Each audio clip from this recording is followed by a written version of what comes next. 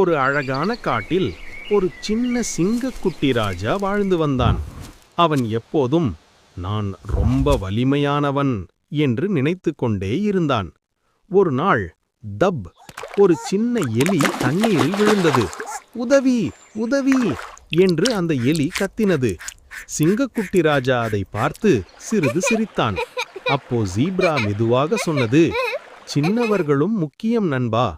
அந்த வார்த்தைகள் ராஜாவின் மனசை தொட்டது. உடனே ராஜா தண்ணீரில் குதித்து அந்த எலியை காப்பாற்றினான். எலி சந்தோஷமாக நன்றி ராஜா என்று சொன்னது. சில நாட்கள் கழித்து ராஜா ஒரு வேட்டைக்காரனின் வலையில் சிக்கிக்கொண்டான். யாராவது காப்பாற்றுங்க என்று அவன் கத்தினான். அப்போ சின்ன எலி ஓடி வந்தது.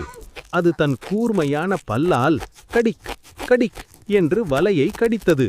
ராஜா விடுபட்டான். ராஜா மகிழ்ச்சியுடன் சொன்னான், இப்ப எனக்கு புரியுது, கருணைதான் உண்மையான வலிமை. பாடம்: எல்லாருக்கும் உதவி செய்வதுதான் நல்ல மனசு.